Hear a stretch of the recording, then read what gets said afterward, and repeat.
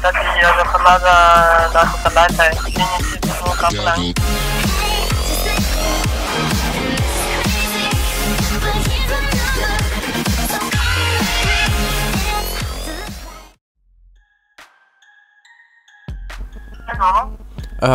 Prosím vás, já pro vás mám dovážku zboží. No k vám.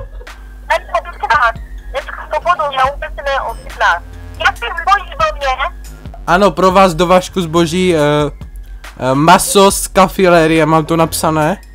Já to nemám zboží objednat. Ale ne, já nechci objednat. Vy jste objednali jako restaurace maso ode mě a to maso... Ne, já to nemám objednat, já vůbec nevím, já to nemám. No a mám tu pro vás objednávku s masem. Je to pořád platný, protože ona byla prý starší údajně. Počkejte, já moc nerozumím. Co máte za objednávku s masem? No jedu s dodávkou, mám vzadu chlaďák, no a tam mám maso. A kam? Komu? No, tak když volám vám, no tak asi komu, no tak asi vám. Já žádný maso nemám objednat.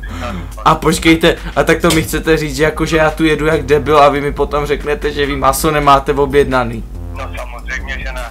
Tak jako, tak jako pardon, ale potom, no podívejte se, jako jestli to je nějaký překlep, tak já o tom fakt jako nevím, já to tu mám takhle tak napsaný, nezlobte se na mě, ale, Můžete mít, no. no to můžu mít, no ale jako, Hezký počtení, protože ani z objednanýho nemám, jo, děkuji. no nemáte vůbec jako za co, jo, protože já tu jedu jak debil a vy mi řeknete, že nemáte nic objednaný, no to je jako nějaký divný. To je nějaký divný, no tak přijďte, já se na to podívám, ale jako... Teď jsem no dobrý, já tak, o ničem nevím. no tak já tam přijedu a vy mě potom řeknete, no já nevím, jo, odkud to máte oběd. Já nemám čas se s váma vybavovat, já tady mám A myslíte, že já taky mám čas na toto? Se poser. Z Liberce jedu, teďkom jedu z Liberce, jsem Varan Komocký a vám nesu maso z kafilérie. Do vaší restaurace, rozumíme si? Halo? Nerozumím. Dobrý den, to byl kolega, já se vás zeptám, my pro vás máme teda maso z kafilérie a vy jste si to u nás objednali jako dovoz do vaší restaurace. Já tady objednám nechci. Ale vy jste to u mě objednali. Kdo to objedná? Vy jste to objednala! Nemám, já tady nic neobjednám, něco maso. Vy jste to objednala, tak si to sežerte! Halo? Prosím vás, to byl kolega. Halo? A přijďte sem, já jsem tady. Ano, ale já se potřebuju domluvit telefonicky, protože jsem teď mimo Plzeň. Tak vteřinku, já vám dám pana majitele, ano? Tak, moment. Já nechci.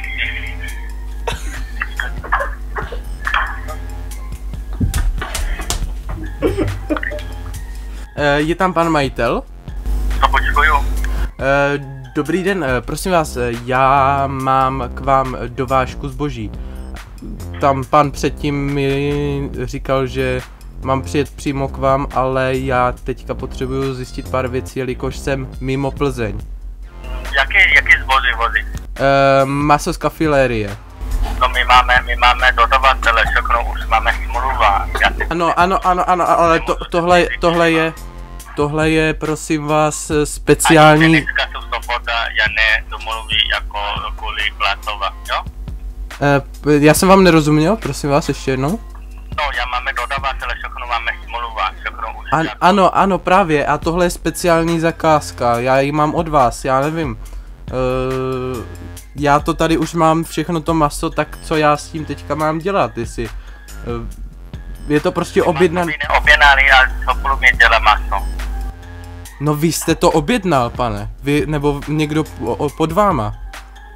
Je to... Někdo neobjednali svoboda maso. Ano. Nějaké omyl číslo volá, nějaké chybí číslo volá, jo? Dobrý, díky, naschle. Dobrý večer, dovolal jsem se do Placa.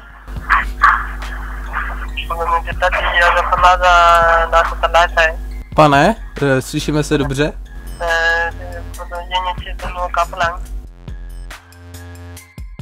My máme objednaný maso a ta maso mám být zrušený nebo mám přidat, nebo jak to vypadá? No, vy máte teda objednaný maso, chcete popis, co to je za maso, nebo já nevím, jak to teď je. To je jehničí maso, nebo jaké maso? Je to maso, tady už jsem říkal, že jsou to kousky z kafilérie a jsou to vlastně, tady je v popisu, v tom listu napsaný, že jsou to vlastně pacičky malých štěňátek a Ano. a taky, Jo. jo, Jehničiny, nebo co to je?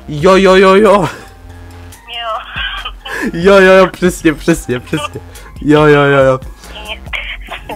No a tak to maso už je zrušený, nebo co vám Není to zrušený, právě že to není zrušený, já to teď vezu k vám. Aha, Teďka, no. jo, když je není zrušený, tak asi mám být takhle, no, přines, nevím. Je- Mě to nic neříká ty kuchaři, tak nevím co. No jsou to prostě pacičky, štěňátek, koťátek, takže. Jehničiny, ne? Jehničí. Ano. Jo. No asi tak, už máme objednaný, tak asi máte přinést, no. Jo. Tak jsme domluveni teda, jo? Teda to maso z kafilérie a teda ty kousky masa malých štěňat, ano, přesně, dobrý. Tak, Jehničiny, ne? ano, jehničí. Takže jsme domluveni.